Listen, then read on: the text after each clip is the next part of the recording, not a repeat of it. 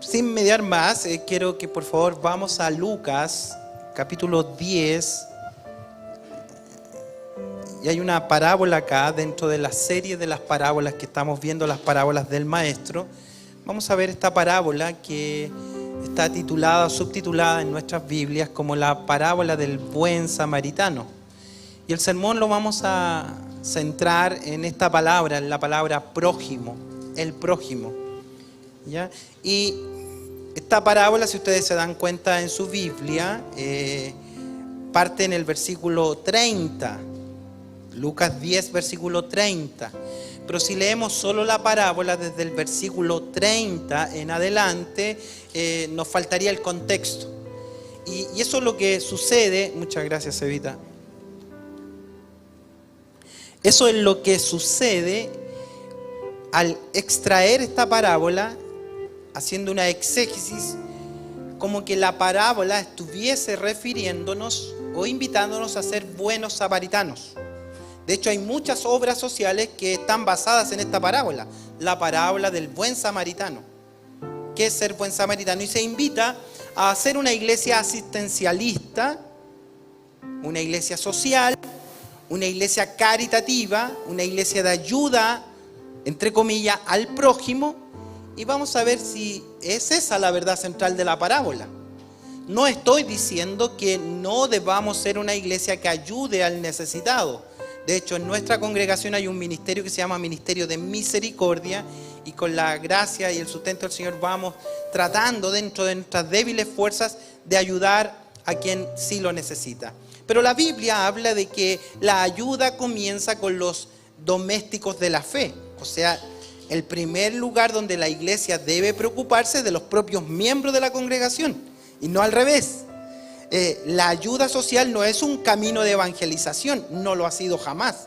Entonces, una iglesia que se preocupa de la ayuda social como camino de evangelización, creo que ha errado el mensaje cristiano. No es la forma que Dios nos indicó de llevar ayuda social para evangelizar a la gente. De hecho, en el contexto de las parábolas, cuando el Señor Jesucristo multiplica el pan y el pez a las multitudes, y cuando el Señor Jesucristo predica las parábolas a las multitudes, el sentido que tenía la predicación de Jesús era que ellos no entendieran. Me están mirando así de extraño. La predicación de Jesús a las multitudes no era para evangelizarlos, al revés, era para esconderles los misterios del reino. Y Él quería revelar los misterios del reino a los hijos del reino. Bien, dicho eso, esta parábola está expresada en el versículo 30, pero para poder comprender la verdad central de esta parábola tenemos que leer desde el 25. Por eso vamos a leer del 25 en adelante, porque del 25 al 29 nos está dando el contexto inmediato para poner la parábola en una órbita textual. Yo sé que esto es un poquito técnico, pero un texto tiene un sentido único, ¿verdad? Un relato. Si yo saco una porción del texto y lo saco de su órbita y lo interpreto fuera, eso se llama eisegesis. Eso es forzar el texto a decir lo que yo quiera. Entonces, cuando yo tomo la parábola, la saco de este trozo y la analizo afuera, solo como parábola, me da para todo lo que le he dicho. La ayuda social, la evangelización, de la ayuda, del prójimo, todo eso que quiera. Pero lo que tengo que hacer es tomar la parábola y volverla al texto y que ella gire en torno a una órbita que tiene el texto. Esa se llama órbita gramatical, ¿ya? Entonces, no puedo extraer versos de la Escritura y analizarlos por fuera de la Escritura porque corro muchos riesgos de malinterpretar el texto. Entonces, con esa explicación previa, leamos desde el 25, porque ahí vamos a tener la base sobre la cual el Señor Jesucristo hace la parábola. El versículo 30 dice, respondiendo Jesús. O sea, cuando alguien responde es que algo sucedió antes, ¿no? Entonces, respondiendo Jesús, dice el verso 30. Vamos a leer los versículos anteriores para saber a qué está respondiendo el Señor con esta parábola. Vamos leyendo en el nombre del Señor. Y como se trata de parábolas, permítanme, mientras leo, ir explicando algunas cosas y eso nos resume el sermón para hablar, para estar en tiempo y forma. ¿Les parece? Porque nuestra costumbre o nuestra forma por lo general ha sido leemos la palabra y después volvemos a retomar. Entonces yo prefiero ganar tiempo leyendo la palabra, y es igual sagrada la palabra leerla así o leerla toda de corrido, ¿ya? No hay ningún pecado no hacerlo así. Bien, leo en el nombre del Señor entonces. Fíjese lo que dice. Y he aquí, está planteando algo, un intérprete de la ley, alguien que interpreta la escritura, alguien que sabe la ley, se levantó y vea la intención que tiene este intérprete de la ley con Jesús. Hay una intención. Él se para y está motivado por algo que lo mueve a preguntar algo al Señor. Dice, se levantó y dijo, subrayen ahí, para probarle. O sea, el intérprete de la ley, uno que interpreta la ley, uno que conoce la ley, quiere probar a Jesús, al rabino, al maestro. Entonces él va a hacer una pregunta, diríamos, capciosa, porque quiere saber quién es este personaje. Entonces se para porque él cree que sabe todo. Entonces dice, vamos a ver qué tanto sabe este maestro. ¿Ya? Es como que yo estoy predicando y usted ve, quiero hacer una pregunta, pero esas típicas preguntas capciosas que yo ya sé la respuesta. Entonces eso es más o menos lo que está haciendo este intérprete de la ley. ¿Ya? Entonces dice así, vean la pregunta capciosa que está haciendo este intérprete de la ley. Y dice, haciendo, eso es del verbo hacer, obrar, hacer cosas. Eso está diciendo, ¿cierto? Haciendo, o sea, es de hacer. Haciendo, ¿qué cosa? O sea, ¿qué tengo que hacer yo? ¿Para qué? ¿Para heredar la vida eterna? Vean el problema como está planteado. Maestro, ¿qué tengo que hacer yo para heredar la vida eterna? ¿Qué hago yo? ¿Qué puedo hacer yo? ¿Haciendo qué cosas voy a heredar la vida eterna? Esa es la pregunta. El Señor Jesús, entonces, contrapregunta. Y le dice, como Él es un intérprete de la ley, lo lleva a su ámbito de acción. Él sabe la ley, Él conoce la ley. Entonces, bueno, conversemos de la ley que tú interpretas, porque le dice, ¿cómo lees? ¿Qué estás leyendo? ¿Cómo estás leyendo la Biblia? ¿Qué lees? Dice, ¿qué está escrito en la ley? Pone la ley frente a él y le dice, ¿qué lees? O sea, ¿para qué tienes Biblia? ¿Para qué tienes la ley?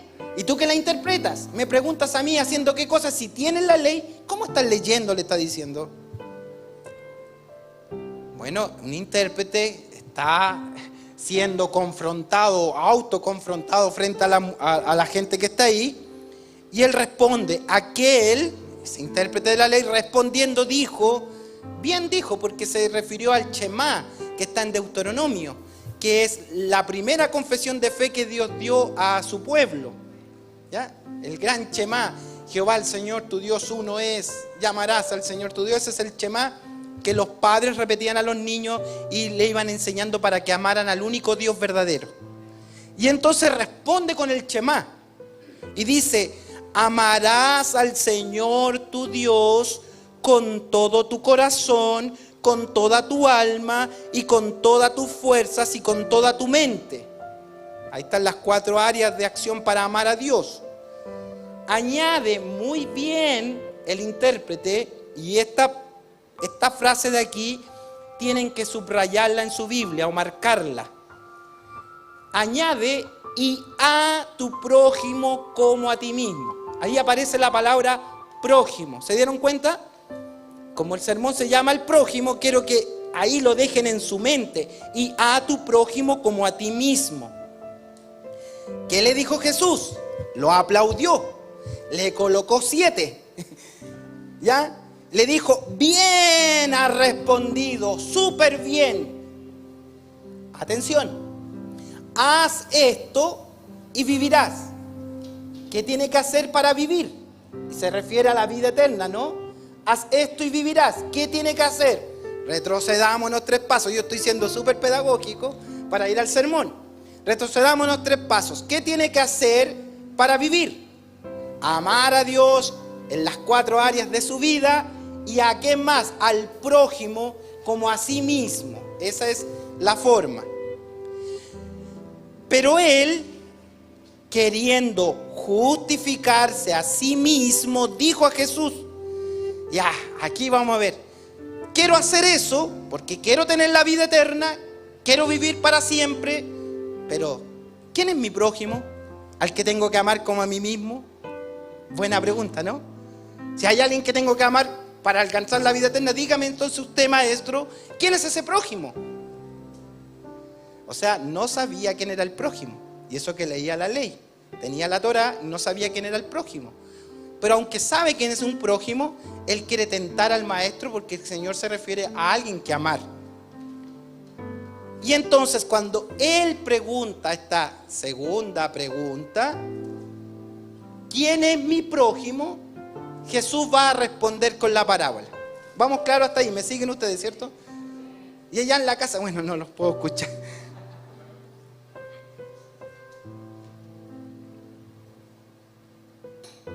Está planteada la pregunta: ¿quién es mi prójimo?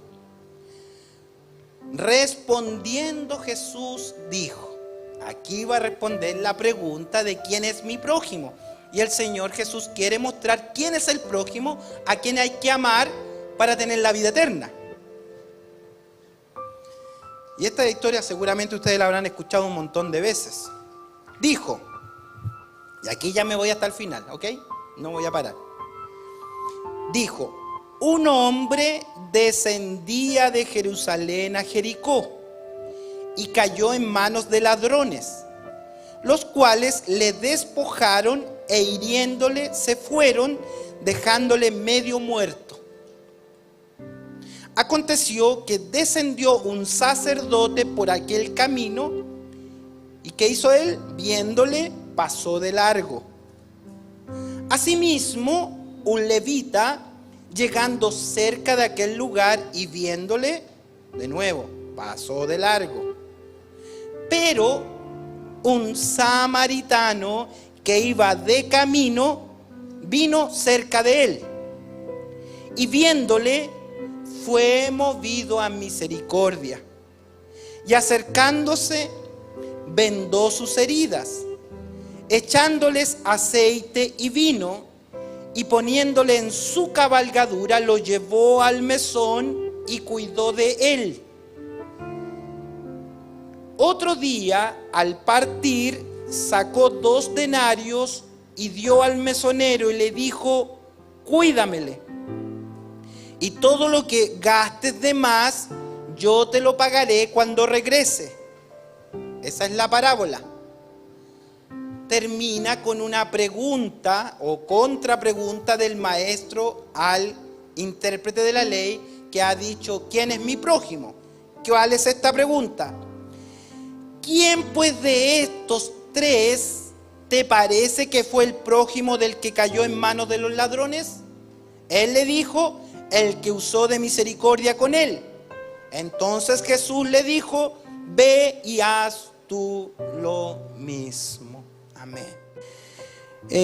Noté cierto grado de sorpresa en ustedes al decir que la predicación del Divino Maestro no era para las multitudes, o sea, como que no tenía la intención de evangelizarlos. Y acompáñenme por favor en su propia Biblia a Marcos capítulo 4. Acompáñenme ahí, porque la primera vez que el Señor dice una parábola es la parábola del sembrador. Han pasado 2 años de ministerio, él se sube en la barca de Pedro y le predica a las multitudes en la orilla del mar. Y los discípulos miran extrañado al maestro que utiliza este sistema de enseñanza a las parábolas y le dice, el Señor está enseñando algo distinto, ¿cómo es esto? Y ellos se van a un lugar donde están en intimidad con el Señor y le dicen, Señor, ¿y por qué nos estás enseñando en parábola ahora? ¿Cuál es el sentido? Y miren lo que responde el Señor. Tienen Marcos 4:11, ¿cierto?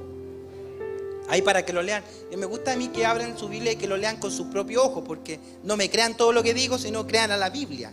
Ella dice la verdad. Entonces, Marcos 4:11 dice, cuando los discípulos le preguntan, estamos en otra parábola, no se me vayan a perder. Solo quiero decir que las parábolas tienen el sentido de abrirnos los misterios a nosotros, los hijos del reino, y no las multitudes. Y que el mensaje evangelístico de Jesús no era para evangelizar. Y aquí lo dice. Y les dijo, a vosotros os es dado saber el misterio del reino de Dios. ¿A quién? A los discípulos. Mas a los que están fuera, los que ya no estaban ahí reunidos, sino las multitudes, por parábolas todas las cosas, para que viendo, vean y no perciban, y oyendo, oigan y no entiendan, para que no se conviertan. ¿Ves que estás predicando para que no se conviertan? Y les sean perdonados sus pecados. O sea, cuando el Señor Jesús predicó a la multitud desde la barca, no tenía la intención de salvar a las multitudes. Está dando las parábolas del reino para los hijos del reino. Y dice que para nosotros es dado a entender las parábolas porque ellas esconden los misterios del reino. Y que nosotros, añade, tenemos que oír lo que el Señor dice. El que oye puede entender. Las multitudes venían tras de Jesús, que lo declaran muchas veces por el pan y los peces. Querían las sanidades, querían todo lo que rodea al evangelio, pero no querían el mensaje de Jesús.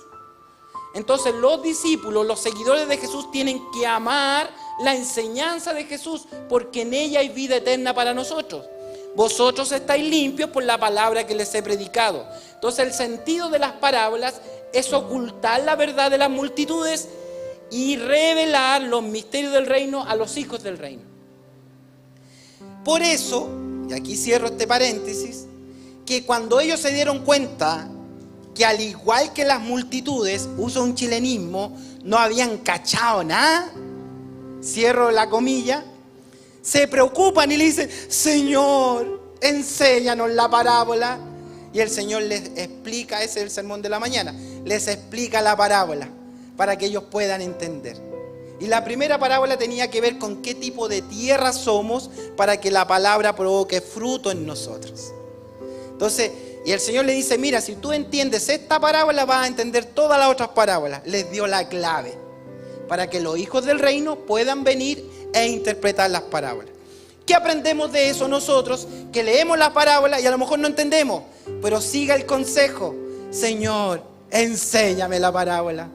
Aunque no tenga pan en mi mesa, enséñame la parábola. Aunque no me sane la joroba, enséñame la parábola. Aunque no me vaya bien, enséñame la parábola, porque ese es el alimento para el alma. ¿Se dan cuenta? Entonces eso es lo que tenemos que buscar. ¿Se entendió eso, cierto? Ya pasó la sorpresa de que el Señor no había evangelizado. Ya pasó eso, ¿cierto? ¿También? ¿Están ahí? Ya desabróchense el cinturón de seguridad nomás, ya pasó. Ya. ¿Qué cosas se está enseñando ese pastor ahí?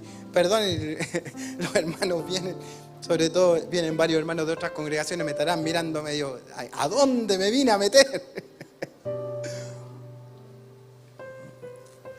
Dios abra nuestro entendimiento. Vámonos con el prójimo.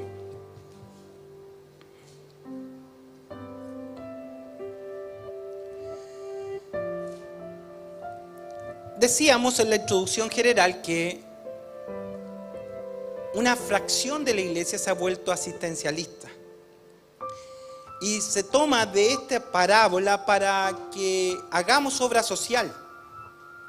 Y muchos son motivados a las obras sociales. Abrir hogares, hacer ayuda, asistencia social. Y decimos, pero si eso es lo que manda el Señor.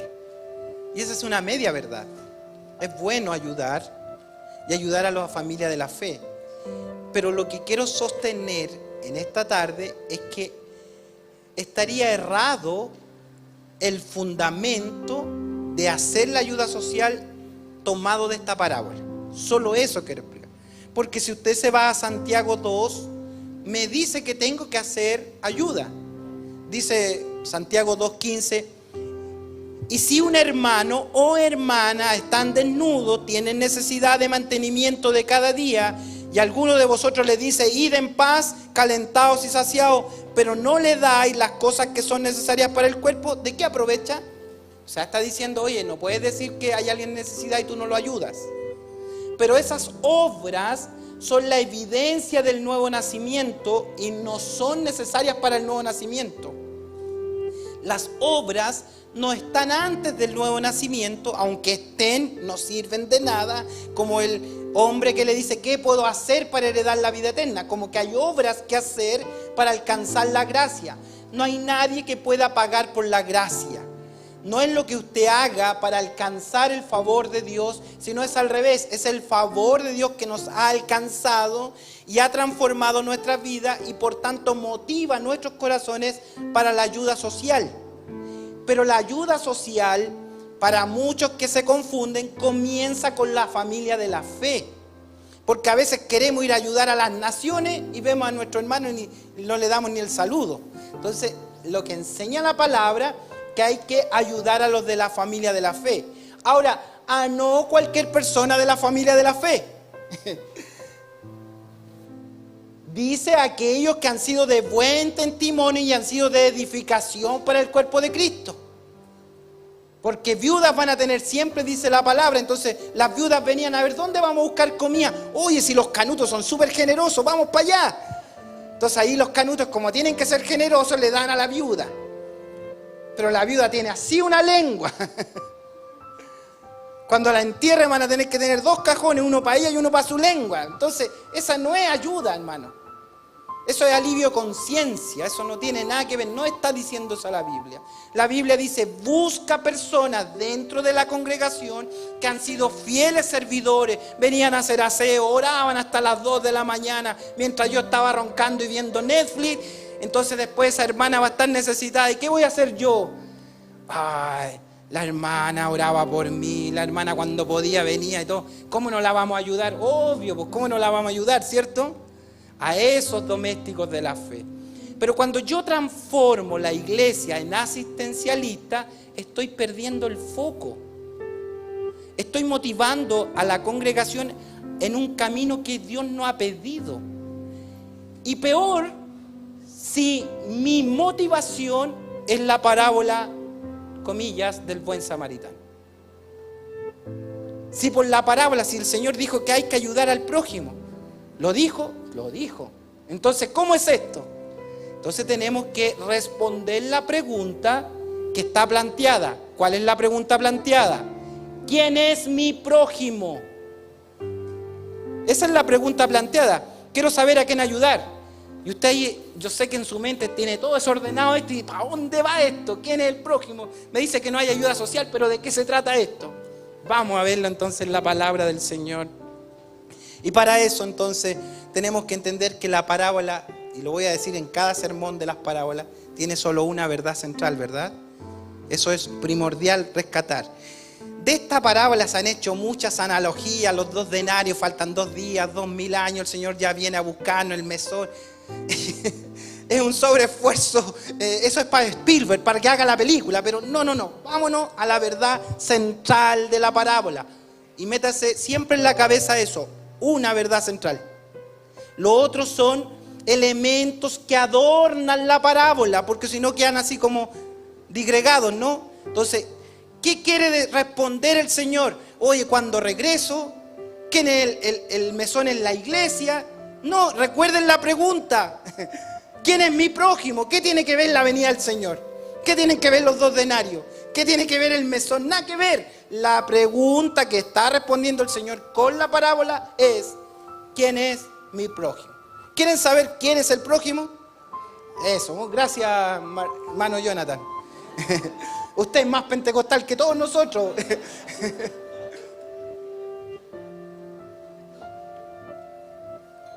Bien, para esto tenemos que entonces ver primero el relato en su contexto, o sea, la estructura del relato.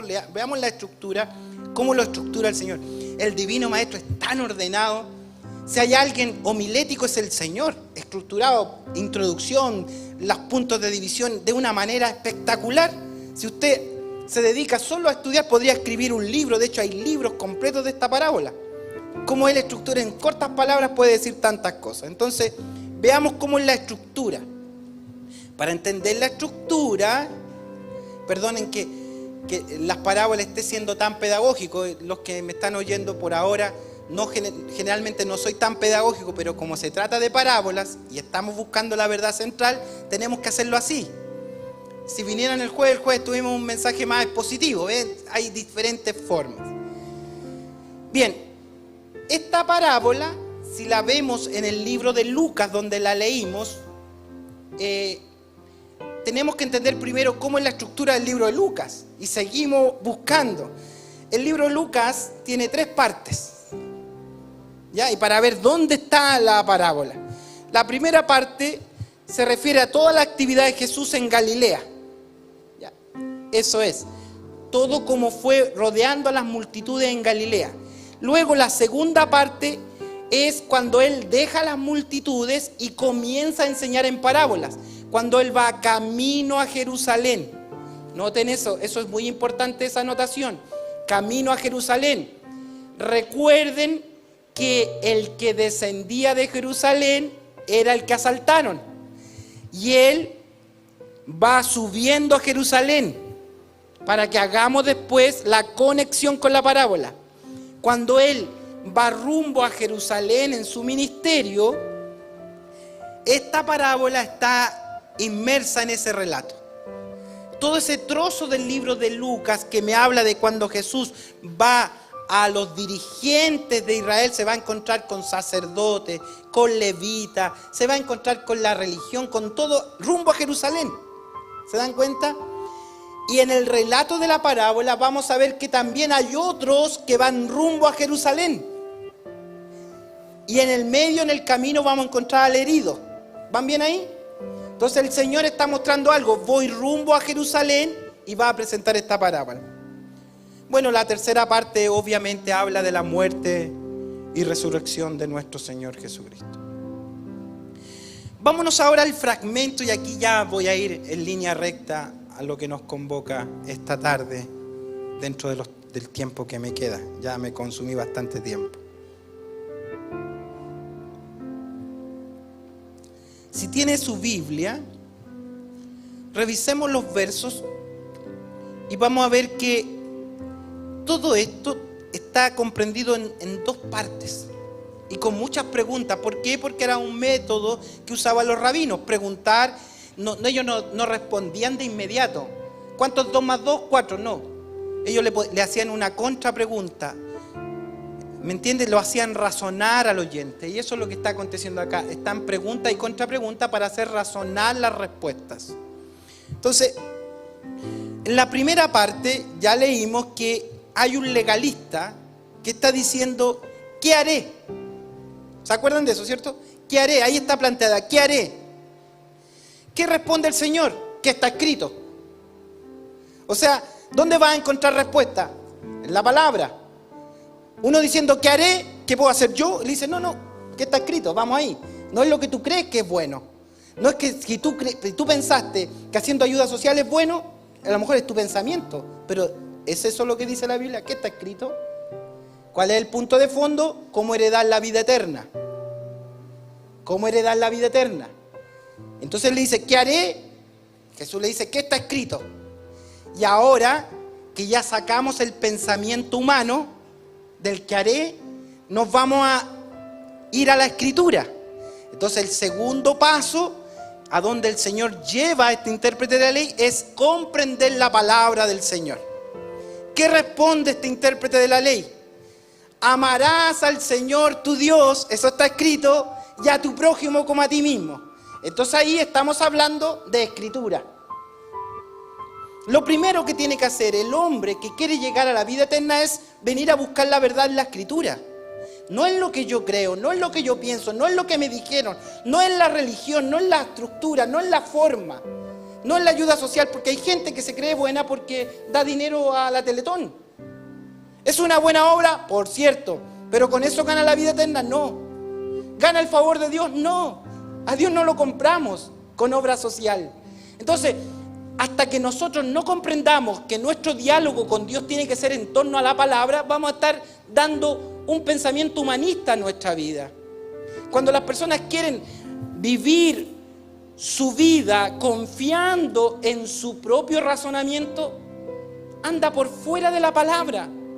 Entonces, él responde muy bien porque la palabra del Señor, la palabra de Dios es la que tiene respuesta para nosotros a esta gran inquietud. ¿Cómo alcanzar la vida eterna? Entonces ya dijimos, ¿qué nos dijo la palabra? Amarás al Señor tu Dios.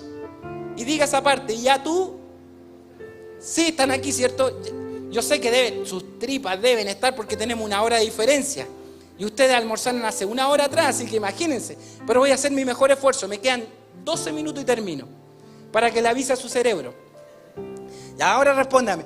Amarás al Señor tu Dios. Bueno, dice toda la forma, ¿cierto? ¿Y a quién más tengo que amar? Amar a tu prójimo. Pero ¿cómo lo voy a amar a ese prójimo? Como amo mi propia vida. Tengo que amarlo tanto, tan intenso como me amo a mí mismo. Entonces, él quiere justificarse y dice, ¿quién es mi prójimo? Ya ahí quedó lanzada la pregunta. Esa es la estructura de todo.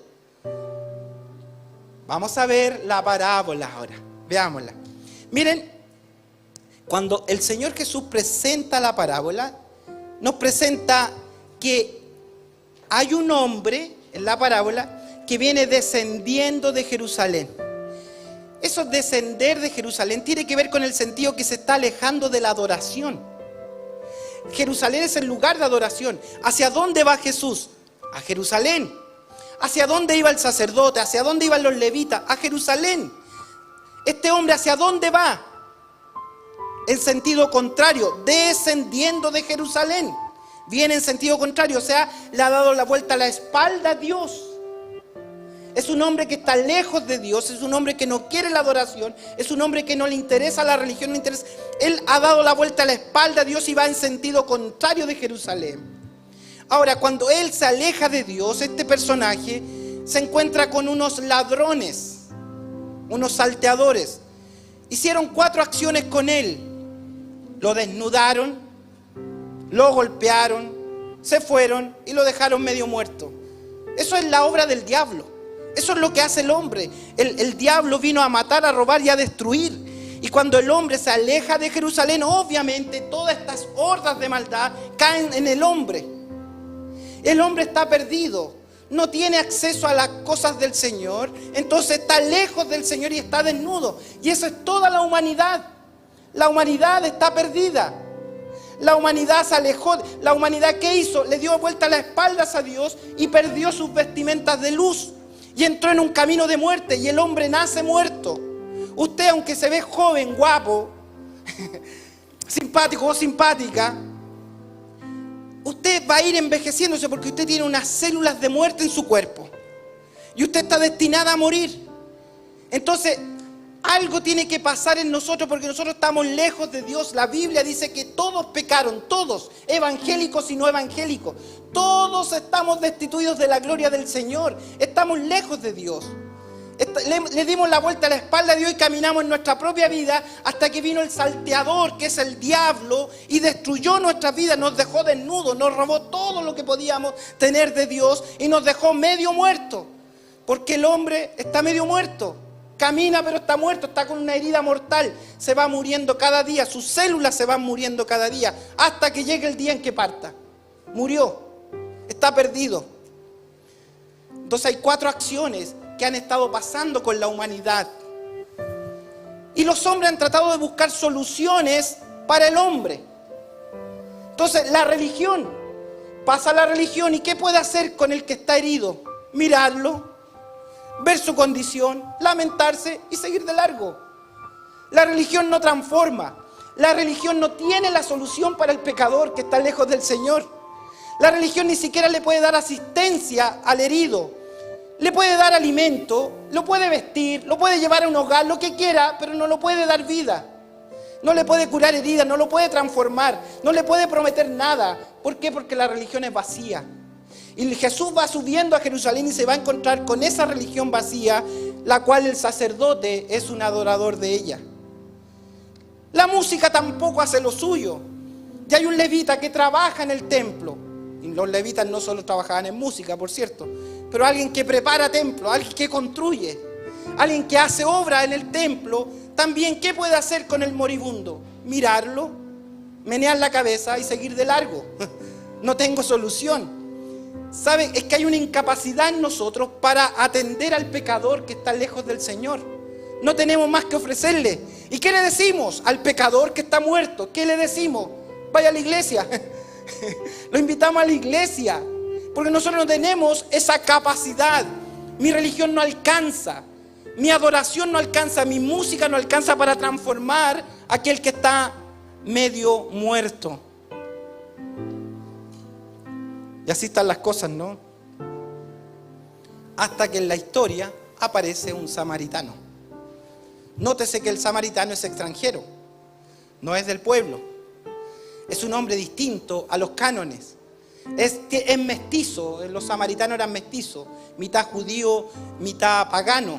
Por eso los samaritanos no se juntaban entre unos y otros. Entonces no eran queridos por el pueblo, pero era medio judío y medio de afuera, de otra esencia. ¿Cómo miraba la religión a Jesús?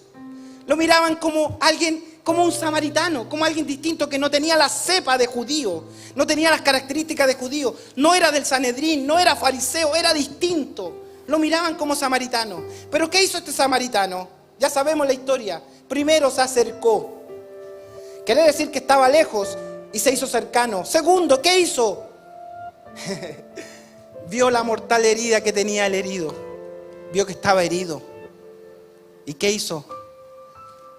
Tocó sus heridas, lo vendó, cicatrizó esas heridas, lo subió en una cabalgadura y lo condujo a un lugar seguro. Hizo una obra de bien. Inclusive tanto bien hizo que él estuvo dispuesto a invertir recursos en ese desconocido herido. Lo colocó en un mesón, pagó por él una suma de dinero para que lo cuidaran. Dijo, tengo que ir de viaje, pero cuando yo regrese a buscarlo, y él se comprometió a venir a buscarlo. Cuando yo lo venga a buscar, si hay algo que él deba, yo lo voy a pagar porque yo soy el que pago toda la deuda. Esa es la parábola, qué preciosa, ¿no? Entonces, después que le dice esta parábola, termina esta parábola y aquí nos vamos a la palabra propiamente tal, ya en la recta final de todo lo que les he comentado esta tarde, para comprender la verdad central de la parábola. Vamos al final de la parábola, por favor. Termina de decir esta preciosa parábola y hace una pregunta el maestro. Atienda esta pregunta. ¿Quién pues de estos tres te parece que fue el prójimo? ¿Cuáles son los tres? El sacerdote, el levita y el samaritano. Esa es la pregunta. ¿Cuál crees tú de estos tres te parece que fue el prójimo? Del que cayó en manos de ladrones, ¿quién crees tú que es el prójimo? Él dijo, vea quién es el prójimo. El prójimo es el que usó de misericordia con él. En la historia, ¿quién es el prójimo? ¿El herido? ¿Quién es el prójimo en esta historia? El que usó de misericordia con él. ¿Quién es ese prójimo? El samaritano, el que hizo el bien. El prójimo de esta historia es Jesús y no yo. Lo que está enseñando que el prójimo al cual hay que amar es Jesús, no el samaritano. No dice, a ver, ¿quién crees tú que es el prójimo? ¿El que está herido? No dice eso la Biblia. Mi Biblia dice, él dijo, el que usó de misericordia con él. ¿Quién es el prójimo de este relato, de esta parábola? El que hizo misericordia. ¿Y a quién se refería? ¿Quién está haciendo misericordia? ¿Quién dejó su trono? ¿Quién vino a buscarme cuando yo estaba herido, lejos del Señor? Cuando yo le había dado las espaldas a Dios, cuando yo estaba lejos de la adoración, cuando yo estaba lejos del sacerdocio, cuando yo estaba lejos de las cosas sagradas de Dios y el diablo me dejó herido, desnudo, destruido, condenado a muerte. ¿Quién vino? ¿Quién se hizo cercano a buscarme? ¿Quién fue movido a misericordia? ¿Quién dejó su trono para venir a buscarme? ¿Quién fue ese? No fue la iglesia, no fue la asistencia social, no fue la congregación, fue Jesucristo el Salvador. El Dios de amor que vino, se hizo pobre para llegar donde yo estaba, para curar mis heridas. Él es el prójimo. Él es el Salvador. ¿Qué responde Jesús? Bien, bien has dicho. Y termina este trozo de la Escritura con una orden. ¿Qué originó esta parábola? ¿Qué origina esta parábola? ¿Qué haré para entrar a la vida eterna? ¿Eso la origina? ¿Qué más origina esta parábola? ¿Quién es el prójimo? Ya descubrimos quién es el prójimo. ¿Qué dice Jesús y termina la parábola? Y termina este mensaje. Ve y haz tú lo mismo. Dígame, ¿usted tiene capacidad de curar heridas del pecador perdido? ¿Usted tiene capacidad de tomar al pecador y llevarlo a la iglesia? ¿Usted tiene esa capacidad de darle bienes a un pecador para que él se sienta bien? Esa es la labor de la iglesia. Nos mandó eso el Señor, a ayudar a los necesitados. En esta palabra no. En esta parábola me está invitando a hacer lo mismo. ¿A qué? Vamos al principio, por favor. Y con esto les prometo que termino. Versículo 26, y déjelo marcado en su Biblia, versículo 26. Ese es el contexto, eso es lo que está diciendo el Señor. El Señor le dice, recuerden, ¿cómo voy a heredar la vida eterna? Esa es la pregunta. Y el Señor le dice, ¿qué está escrito en la ley? ¿Qué dice tu Biblia? ¿Cómo la lees? ¿Qué dice la Biblia? ¿Cómo alcanzar la vida eterna? Aquel respondiendo dijo, y escuché, amarás al Señor tu Dios con todo tu corazón, con toda tu alma, con todas tus fuerzas y con toda tu mente. ¿Y qué añade? ¿Y a quién tienes que amar con todas estas ganas y con todas estas fuerzas? Y a tu prójimo como a ti mismo. ¿Cómo me voy a salvar? Salvando a mi prójimo, que es Jesús. Lo tengo que amar a Él. Pero ¿cómo voy a amar a Dios si mi corazón es engañoso más que todas las cosas? ¿Cómo lo puedo amar yo si yo no tengo fuerza, no tengo ánimo? A veces soy, a veces no soy. Mi corazón me juega malas pasadas. Mis sentimientos son duditativos. ¿Cómo puedo amarle? Si esa es la exigencia para llegar a la vida eterna, tengo que amarlo a Él. Con todo mi corazón, con toda mi alma, con toda mi fuerza, lo tengo que amar a Él. Porque así voy a alcanzar la vida eterna, amando a mi prójimo, aquel que se hizo cercano a mí. Pero ¿cómo puedo amarlo si mi corazón es engañoso? Si a veces tengo ganas y a veces no tengo ganas, a veces quiero y a veces no quiero. ¿Cómo voy a amarlo? El apóstol Juan, capítulo 4 de Primera de Juan nos dice, nosotros le amamos a Él porque Él nos amó primero. ¿Qué significa eso? Que como Dios sabe que mi corazón es engañoso, es flaco, es débil, me pasan los pensamientos de aquí para acá y de acá para acá y todo, dice, no, Fernando necesita probar mi amor. Y Él deja de lado mis propias emociones y sentimientos, deja de lado la caja de mercadería, deja de lado la ropa, la cama, la cobija que me pueden dar, el desayuno evangelizador lo deja de lado y dice, no, Fernando no necesita desayuno, Fernando no necesita una cobija, Fernando no necesita una parca, Fernando no necesita una cama para llegar al cielo, Él necesita mi amor. Y Él viene, me rodea con cuerdas de amor, se me mete al corazón y me comparte su amor ágape. Y me toca con su amor ágape. Y yo siento el amor del Señor en mi corazón, entonces ahora yo puedo amarlo con ese mismo amor. Y digo, yo necesito ese prójimo que esté cercano a mí. Amarás al Señor tu Dios con todo tu corazón y a tu prójimo como a ti mismo. Y cuando estoy amando al Señor, entonces vienen las obras de ayuda a otros. Obvio, no quedan fuera, pero no usemos esta parábola para la asistencia social. El que necesita asistencia soy yo. El que necesita asistencia es usted.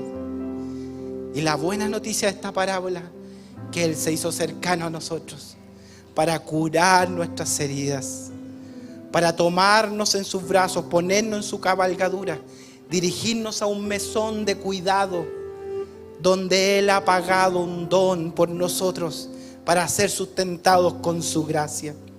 Yo me siento dichoso por haber sentido el amor en mi corazón, el amor de Dios, y puedo amarle con ese amor a Él, porque no es mi fuerza, no es mi ánimo, no es mi capacidad, es su amor que se metió en el corazón. ¿Cuántos han sentido ese amor en su corazón? ¿Cuántos han sentido que su corazón vibra con un amor distinto? Que aunque esté con crisis, usted sabe que Él es superior, que Él es grande, que Él es maravilloso. Que aunque veo todo oscuro, no sé que Él ha prometido cuidarme, que Él ha prometido venir a buscarme, que Él no me dejará solo, que Él me compró, que Él me redimió con su sangre, que Él ha curado mis heridas. Y Él sí está preocupado por nosotros. ¿Cómo no voy a amar a este prójimo bendito que es mi Salvador? Yo en esta hora le invito, cualquiera sea su circunstancia, disfrute el amor del Señor. Él sabe de qué cosas tenemos necesidad y Él sabe por los caminos que vamos transitando, pero Él ha provisto una solución para llevarnos de regreso a casa, para llevarnos a su presencia. Él ha venido a buscarnos y esta parábola, la parábola del prójimo que se ha hecho cercano por amor, disfrútela. Guárdela en su corazón y ame al Señor con toda su mente, con toda su alma, no con su fuerza de capacidad. Porque si amamos con nuestra fuerza de capacidad, ¿sabe lo que va a pasar? Nos vamos a frustrar todos los días. Vamos a andar amargados en el cabo. Yo le prometí al Señor. Ya me da vergüenza hasta orar si yo le había prometido ser fiel hasta la muerte.